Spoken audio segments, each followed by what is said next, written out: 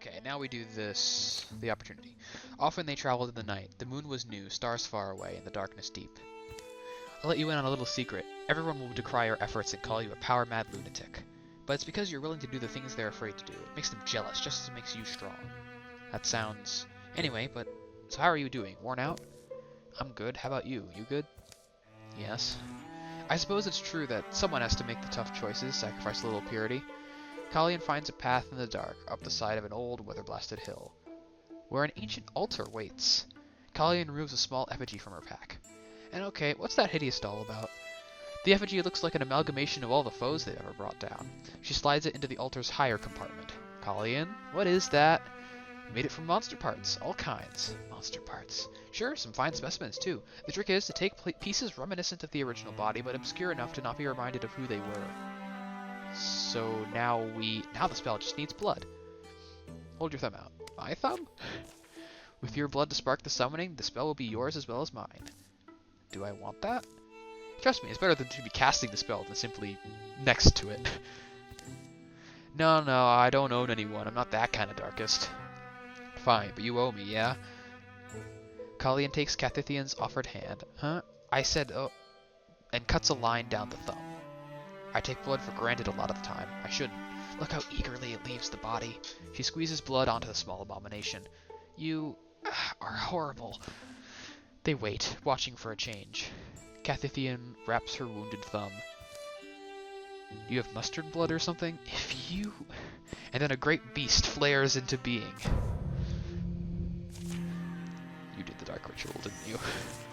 Alright, this shouldn't be too hard. Opportunity quest, yep, they're always trivial. By design. And Cathithian levels up too. Let's upgrade Sentinel. I do not want a torch. That wasn't quite what I was expecting. What was it? I don't know, some kind of leech lord launched from the ravenous flaming maw of Netherflare? That's just a guess. A great black gust rushes up. Ah, but this is promising. A second gout of fire engulfs the altar, as a disembodied voice howls. I am the sadness of infinite suffering made manifest. Gaze upon me and be immolated in despair. Are you the Lostling Biznix? Yep. Hey guys. Ready to do some evil? The next day. Hey Kalian. I don't care. Blood conjuring, what a bust. I am the sadness of infinite suffering made manifest, but I don't see why that means I have to be alone.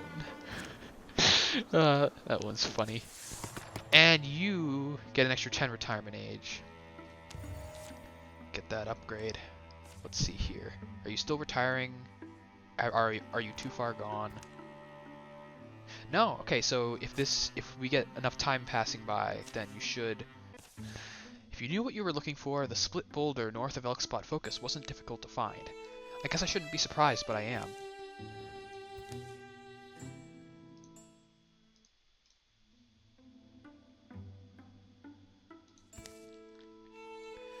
The sunlight. If this is my last glimpse of it, tell it I went down swinging.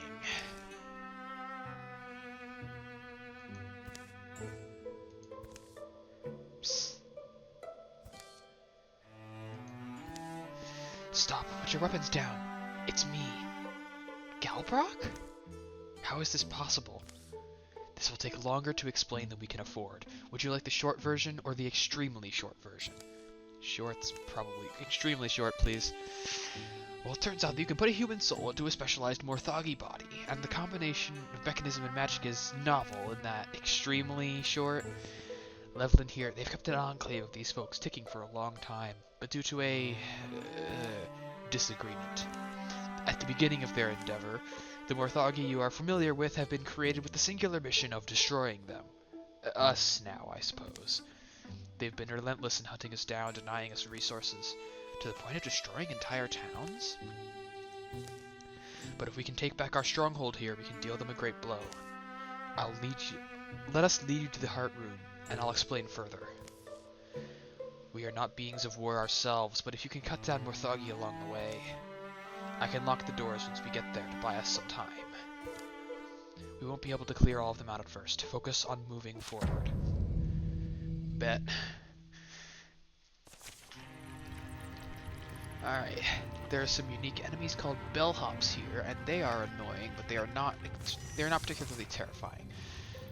Okay. Now we gotta get all the way over here. And as I believe I said earlier, for missions like these, I always devote one action point to moving forward.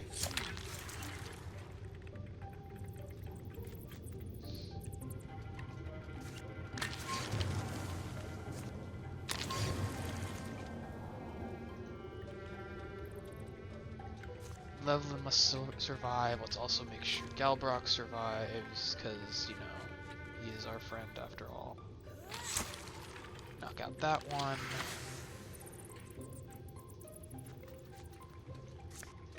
Plenty of stone here.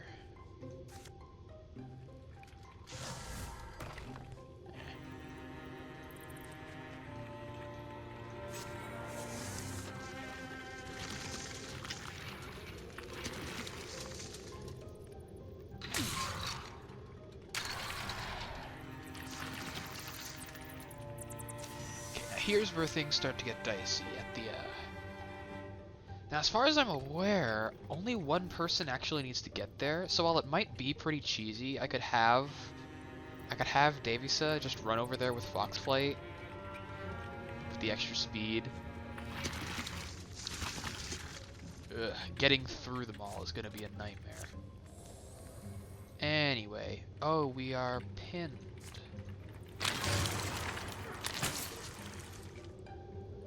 Let's, here. I'm just gonna... I just upgraded Flash Cone, so it lets me do this. What a turn! Let's throw down a Jump Jaw and get rid of the Weldling before it becomes a problem.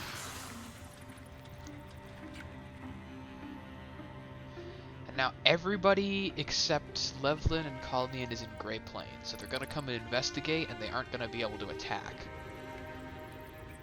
Of course, Davies is probably gonna get mauled, but that's what Foxflight's for. 2 guaranteed dodges. Anyway, you know, I've actually got quite a lot of movement abilities.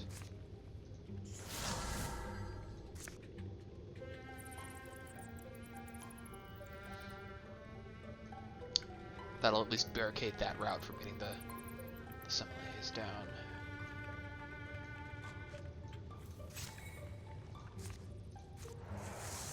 Oh no, Levlin has to get to the central room, okay.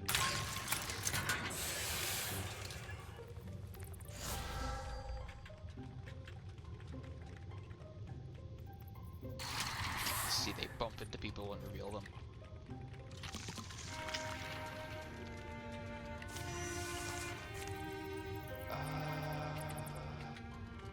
Might as well bring her out back to draw some fire at least.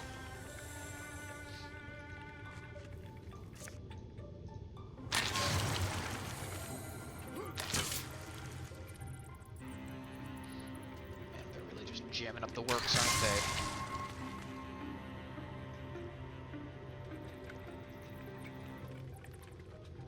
No, I can't do that. But I can do this.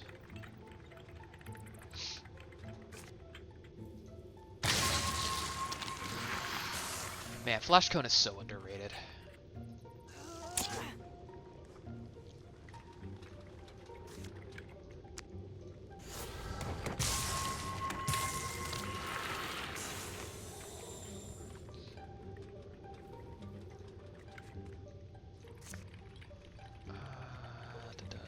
Steel fighter, yes, that's what I want.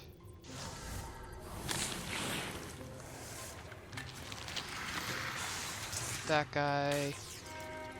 Goddamn time that triggered.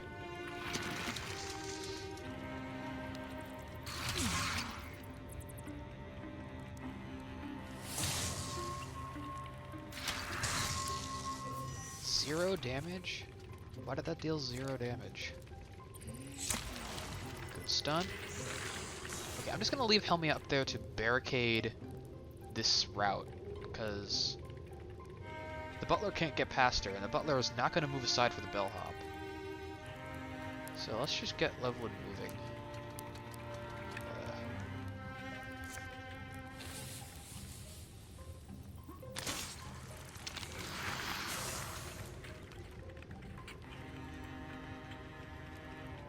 Because we're in a good spot right now.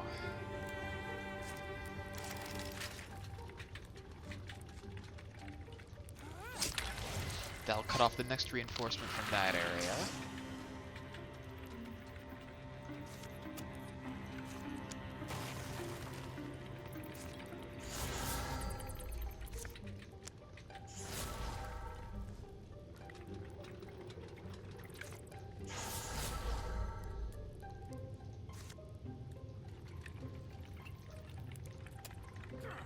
Reach him a spear.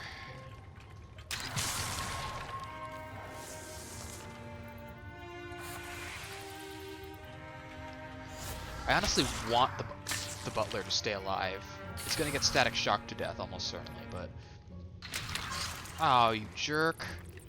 Oh no, they can move through each other's squares, but it does slow them down. All I need to do is just make sure the bellhops don't slip past.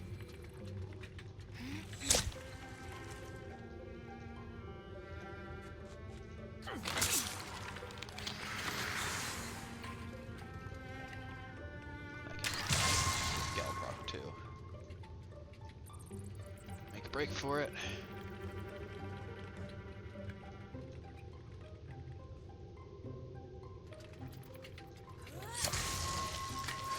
Good stun.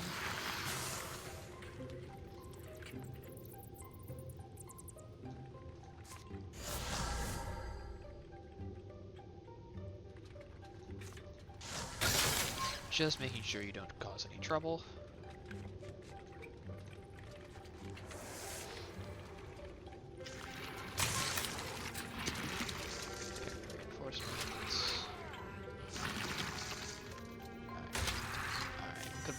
Good block, and now Lovewood should reach the door. Inside. Okay. There are more than I thought there would be. Leave the Morthagi, just get inside. Think. My ears are gonna be ringing forever. It's still intact. I can't believe it. That looks important.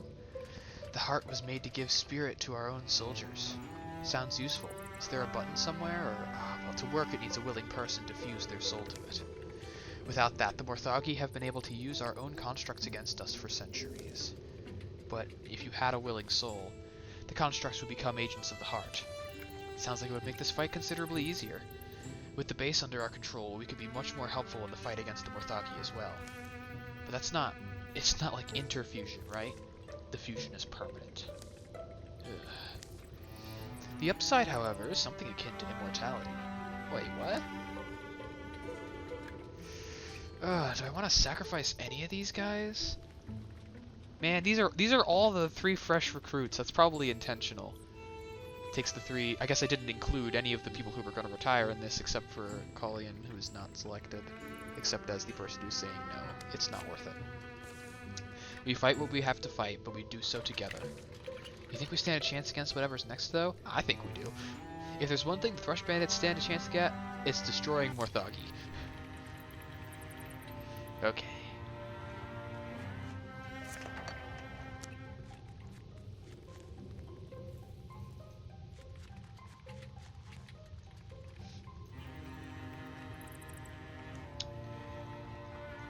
Now these guys aren't particularly useful, so I'm just gonna have them hang back.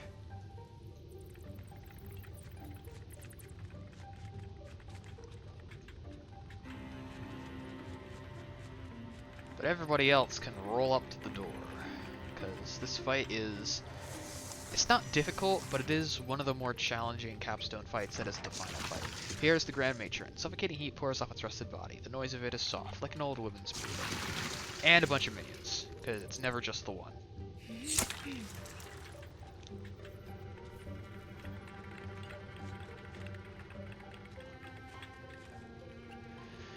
You guys just stay back here. Just don't die. Please and thank you. Any stone in here? Looks like this room is completely stoneless. Oof. You still got 5 armor, you'll be fine.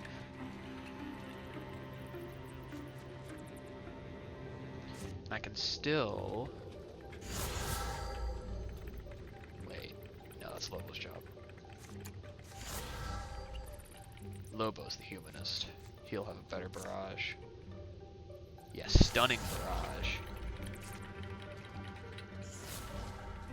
And they all blocked it. They all blocked it except for one. Good thing the jump jaw is there.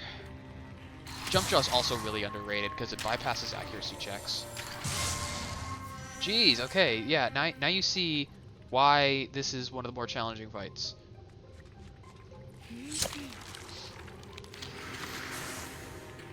I did not bring any of my axe people in. I must not be very intelligent. Okay, let's just take care of the minions so we can focus on the boss.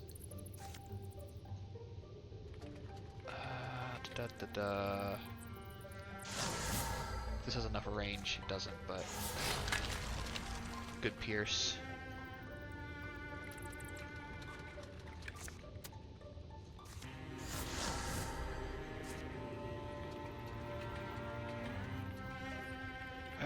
Man, the AoE's too big.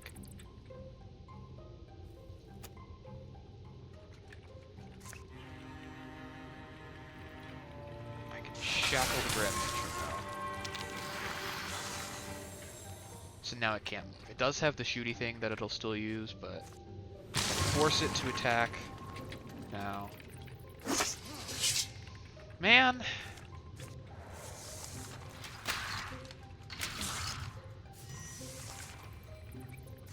Feeling you're gonna get one shot if I don't do this. Set up for some flanks.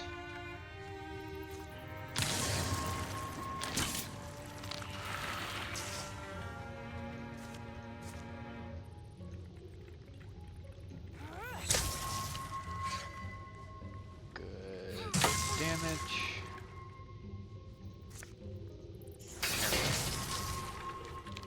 Alright. Phew. Poison.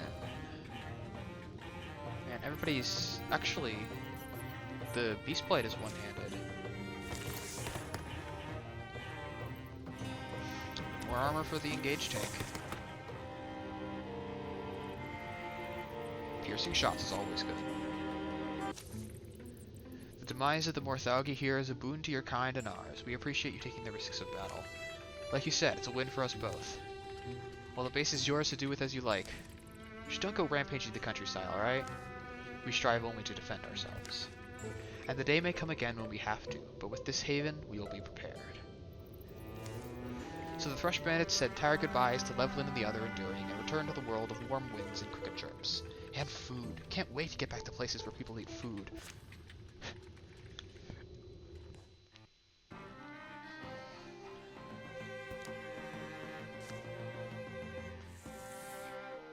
A whole bunch of calamities out this time, wow. During the years of peace, Lobo asked Cathithian to journey with him to the forests around Jorietta Outfitter. Together they tended the wild things root and rock and stream. Through their sweat and painstaking labor, they grew to feel the woods would recover. Cathithian noticed that the school at Griffithshire had fallen into disrepair during all the conflict, so she passed the summer helping to rebuild it. Davisa spent a month tracking a golden stag.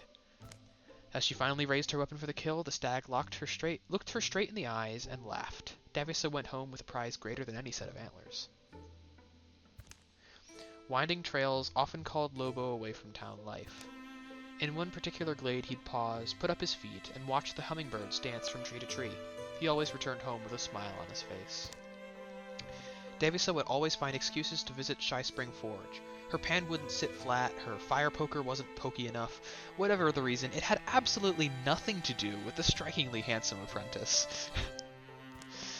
Helmia found love with a barman who always had a snappy comeback. Late nights turned to early mornings as they brushed the world off each other's shoulders. Colleen watched the children of Nail Clan grow to adulthood. The sense of duty she felt to them had changed over the years, but hadn't faded. Helmaru spent a great portion of his peaceful days caring for stray things. He would watch out for any passerby who might appreciate a tag-along. Helmaru Roke has retired. This is something that I don't believe this happened in the previous campaign. Once you reach a certain age, the hero retires. No longer in your party, but he'll go into your legacy and may play a part in future stories, as legacy heroes do. Shauna founded a school for aspiring hunters. She paid especial attention to the ones who reminded her of herself in her younger years. Shauna Trist has retired. Helmia Woke's daughter has joined as a warrior. Great, we need more warriors, of course. And my other hunter did not retire, it seems. Okay, Untouchable. It's a pretty solid pick to start off with. Okay, so this is what happens when people retire. You can either get 3 legacy points or give a megaton of experience to some of the people who are low level. What this basically does, it gives him like 80% of his accumulated experience, and he's got like the most experience of all of them. He's like level 5 or whatever. So let's boost Genia, see what she ends up being capable of. Yeah, 2.5 levels right there. You know, I actually have, Untouchable upgrade is really, really good. And Long Reach with the Spear is also pretty good. Now, let's see here. Let's buff Davison. Significantly less experience, but still a full level's worth. Ooh, give me Sharpshooter. Have her be the positioning related one. I want to keep the Dreamer's Crook, so we are not advancing. It's got blind on stunt, so let's do that. And now equipment. I think I'm just gonna pass over this time because there's not a whole lot for me to do. I'm not gonna include. The factory was supposed to be our life's work, but Levlin traded that life for something horrifying, and I won't let it spread. A Morthagi never misunderstands, never decides it knows better than you. Morthagi are the only ones I can trust to carry out this mission, long after I'm gone. The mountain shadowing yon brewery erupts, bleeding drills and blades. Legs that are not entirely legs in blank empty rage. They seep and spill through the yondering hills. What? So then we get news that our efforts didn't fix this? Maybe made it worse? We don't have a lot of other options at this point. We have to do what we can. Maybe we do have options, though. Listen, the Morthagi want these Enduring dead, right? Once that's achieved, they'll stop disassembling our whole blasted civilization. They'll go back into the Earth, or wherever they go. I'm saying there are a lot fewer of those Enduring, and if we could take them out...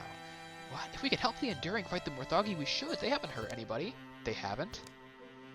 What it sounds like to me is that they want immortality, and to maintain it, they don't care how many towns have to be destroyed or other people be killed. You think you're taking the high road here, but don't we owe our homeland the best chance at peace? Shadows Deep. Where were we? Right, chapter 5. This is the final chapter, and this one's kind of unique because it has a choice. There are actually 2 different final objectives here, and we can pick which one we actually want to do. So we could either venture off into the lands of unexplored territory and assault the Morthagi core, or we can go back to Elkspot Focus where we went last chapter and assault the Enduring Enclave. Destroying either one will end the war. The question is, which one do we want to destroy? On the one hand, the Enduring are people and the Morthagi are not. And that's not like a racism thing. Like, the Morthagi are legitimately mindless machines and the Enduring are not. They are actually people in machine bodies, so that's a point in favor of assaulting the Morthagi. Alright. But on the other hand, the Enduring clearly don't really care very much about the other people in the world, because they are willing to run into populated areas to flee the Morthagi. And it's not like they don't make an effort to avoid towns or whatever. Like, I get being hemmed into a corner, but one of the Enduring literally hid behind the guy's forge, and like, dude, you know what you're doing at that point. So, to that end, and also because it's not a very common choice, I think,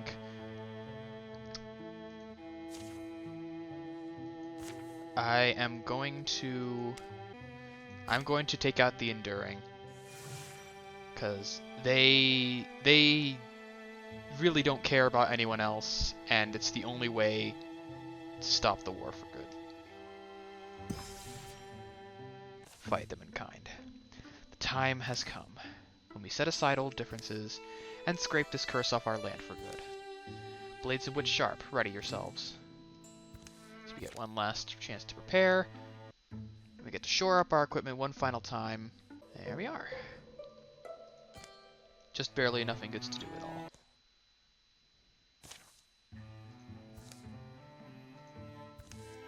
I feel weird about this, sneaking in and ambushing them. Would you rather call them out for a meeting and explain the situation? It's just unsporting. They're utterly unprepared for us. You are mistaken.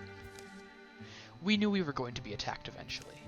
I thought it would be by the Morthagi first, but we've had a long time, and we are perhaps more prepared than you might think. Defend against the attackers. Warrender. Destroy Warrender. Alright. So step 1, it has 4 armor and a lot of health. So Davies is going to be some good damage here, because she pierces 3 of that.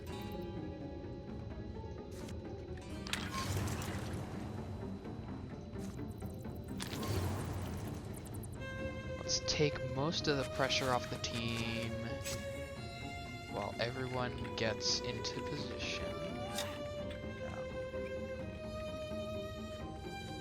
And starts there. Starts scaling up. Any other rocks? Any other rocks? Not within interfusion. Oh no, here we go.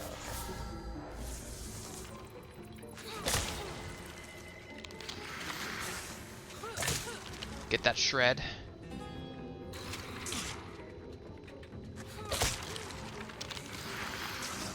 Ooh, really cleaning up house.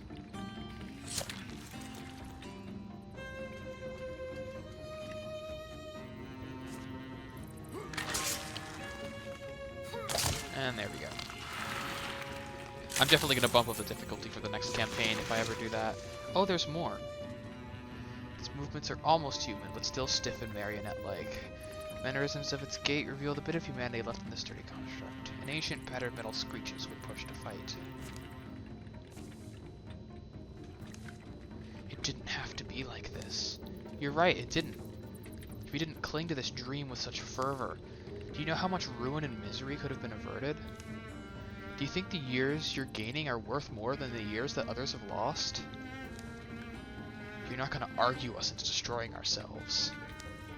If you want us gone, you'll have to do the slaughtering, and you can expect resistance. So it's just the 3 of them, huh? Just the 2 of them, huh? Ouch.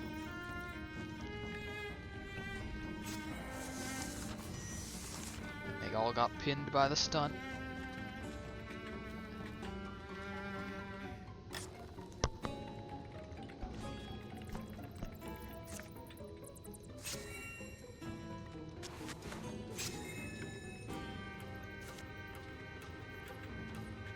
Could still potentially go around there.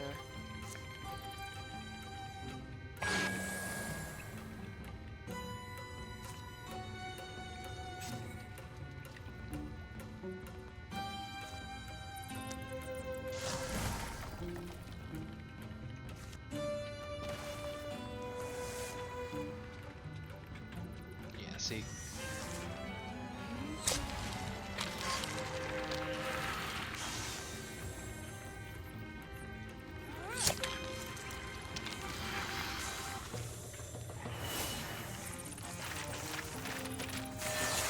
Here we are. Doesn't really matter.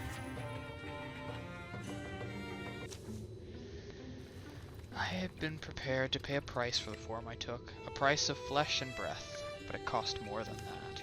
It cost my place in the world. It cost peace, and it cost the person I loved most. Maybe if I had known how it would all play out. Can we say that they really deserved that? It's not about them anymore. It's more about everyone else, everyone who deserves the Yondering Lands free from war. What if we get out there, and the Morthagi are still rampaging? Then we turn around and hole ourselves up in this stupid hill.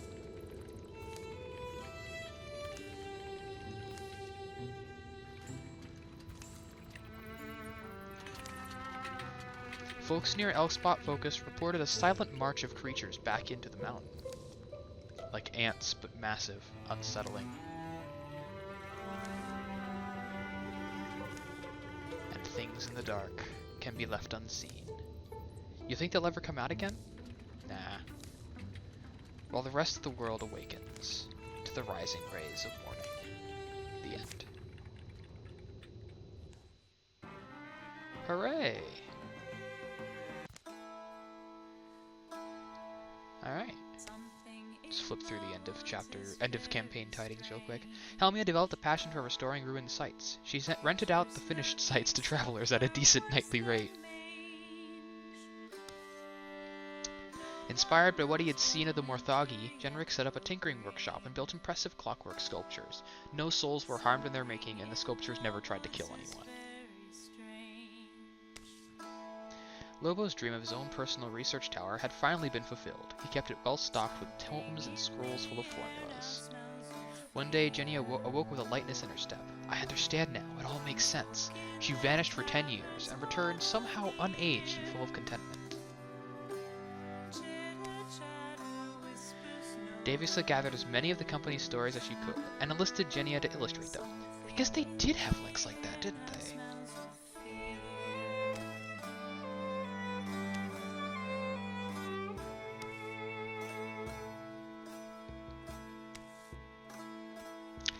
Kalian built a lodge that attracted like-minded hunting enthusiasts. Days were spent tracking in the woods, and nights were spent exaggerating what they had tracked in the woods.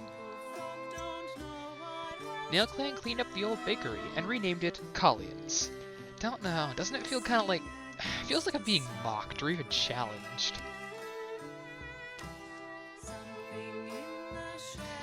Alright. And that is the Enduring War. Now the question is, who of these people are actually making it into my legacy? Now, unfortunately, my legacy is a very exclusive club, and you need to be very unique and interesting to actually get into my legacy. So that right away disqualifies Shauna Trist, since she is a wolf-touched Thornfang, and I already have a wolf-touched Thornfang. Genia doesn't have anything interesting going for her. What is... I can't look at their character sheets from here. This is annoying. You aren't very interesting, because I don't remember you. You were decently interesting. I think I might keep you. I do already have... the only other Sentinel build I have that I know of is based around stabs, so yeah, I can keep that. I kind of liked that Trapmaster build. Helmru, what did you do again? You were like the... I know you were a Blood Rage tank. I already have a Blood Rage tank. Rabquin didn't even get a chance to be interesting. Helmia... I don't know. I'm on the fence about Helmia. I don't think I'll get Helmia in. Genric has Spell Touched, which puts him in a good spot, because not many people have Spell Touched. He's like... yeah, he's Spell Touched Engage, actually. That's actually a pretty interesting thing. And Davisa is Foxflight Sharpshooter, which... I don't know, I think I could do something pretty interesting with Foxflight Sharpshooter. So of these, 3, 6, 10 people, 4 are getting into my legacy, and that's being pretty generous, honestly. So, that's it. Alright, that was the Enduring War. Now, there are 1, 2, 3, 4 plus Omen Road to go. I'm not gonna hop right into the next campaign right away, but yeah, I will be doing more of this in the future, probably the moderate future, like probably not until like January next year, which isn't that far from now. It's like 2 episodes from now maybe. But yeah, I have a couple of things planned for the upcoming weeks. I say having full confidence that I don't have things planned for all the upcoming weeks, but I have plans. I will make new plans to go with my old plans, to have sufficient plans, and I will see you all for my plans next week. Thank you for watching.